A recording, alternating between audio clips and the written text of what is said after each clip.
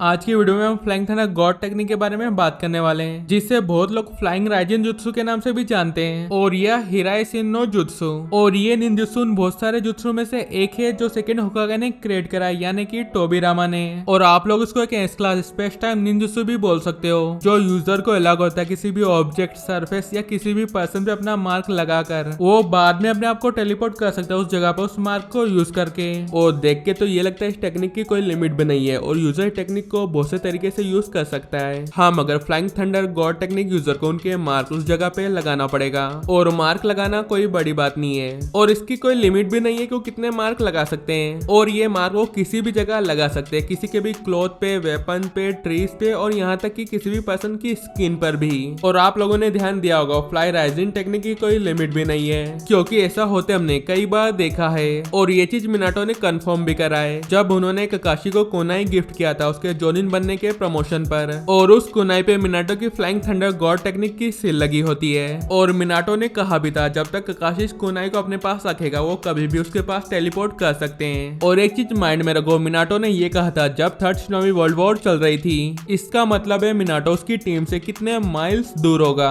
तो इससे ये पता चलता है इस टेक्निक की कोई लिमिट भी नहीं है। और अगर मान भी ले इस टेक्निक की इतने माइल्स डिस्टेंस लिमिट है, फिर भी कोई फर्क नहीं पड़ता क्योंकि ये डिस्टेंस इतना ज्यादा है। और एक और चीज, इसकी भी कोई लिमिट भी नहीं है कि flying thunder God technique user कितनी सील क्रिएट कर सकते हैं, क्योंकि यूजर जब भी नई सील क्रिएट करता है उसकी पुरानी सील डिसअपीयर नहीं होती है। और ये मिनाटो ने ओबितो से कहा भी था कि हिराइशिन यूजर की सील कभी भी डिसअपीयर नहीं होती है। तो हम ये एज्यूम कर सकते हैं मिनाटो और Tobirama unlimited amount of seal create कर सकते हैं। तो आप लोग सोच रहे होंगे आखिर ये टेक्निक वर्क कैसे करती है, जैसा कि मैंने वीडियो के स्टार्टिंग में कहा था। और ये बहुत सिंपल है, इस टेक्निक के यूजर अपने आप को टेलीपोर्ट कर सकते हैं जहां पर भी उन्होंने अपना मार्क लगा रखा है। और ये मार्क लगाने के बाद उनको कुछ एक्स्ट्रा करना भी नहीं पड़ता है जुत्सु को परफॉर्म करने के लिए, ना ही कोई हैंड साइन, ना ही कोई समनिंग कॉन्ट्रैक्ट, मतलब कुछ भी नहीं करना पड़ता है जुत्सु को परफॉर्म करने के लिए। और यहाँ तक कि इस टेक्निक का कोई स्टार्टअप टाइम भी नहीं है, खासकर जब मिनाटो यूज करता है कि इस टेक्निक को यूज करने में कितना टाइम लगेगा, क्योंकि मिनाटो जब भी इस टेक्निक को यूज करता है वो इंस्टेंट अपने आप को टेलीपोर्ट कर लेता है। और इस टेक्निक को हमको डिस्क्राइब भी करा गया है कि इस टेक्निक में यूजर को डायमेंशन वॉइड के जरिए तुरंत सेंड करा जाता है, उसके बाद वो दूसरी साइड से अपनी मनचाही डेस्टिनेशन पे आ सकता है। और ये बहुत ही सिमिलर है ओबितो की कामुई टेक्निक की तरह। और इस टेक्निक को यूज करने में ज्यादा चक्रा भी नहीं लगता, क्योंकि हमने देखा है टोबिरामा और मिनाटो इस टेक्निक को अंधा यूज करते हैं। हाँ, मगर हो सकता है ये यूजर के स्किल सेट पे डिपेंड हो, क्योंकि टोबिरामा सेम टाइम पे अपने आप को किसी भी पर्सन को किसी भी ऑब्जेक्ट को टेलीपोर्ट कर सकते हैं। और टोबिरामा और मिनाटो के अलावा इस टेक्निक को यूज करते हमने होकागे के गार्ड्स को देखा है 3 एलिट जोनिन। मगर इस टेक्निक को यूज करने के लिए उनको स्पेसिफिक पोजीशन और उनके हैंड साइन को एक दूसरे में लॉक करना होता है, तभी वो जुत्सु को परफॉर्म कर सकते हैं। तो इससे ये पता चलता है ये technique person to person depend है उनकी स्किल्स पे,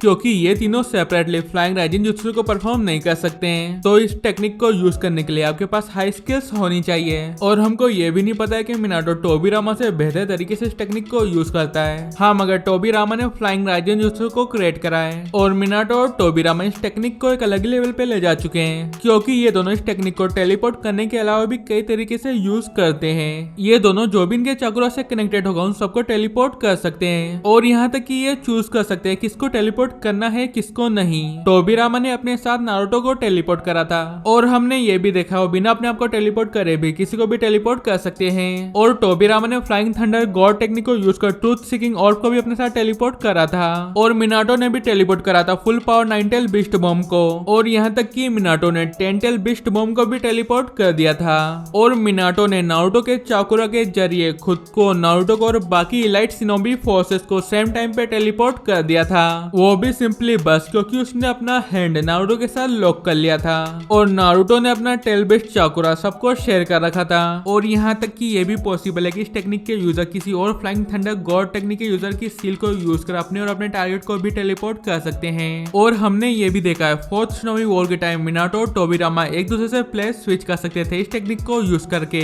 और मिनाटो ने single handedly third tsunami world war कोना को जिता दिया था उसकी आइकॉनिक फ्लाई राइजिंग टेक्निक को यूज करके।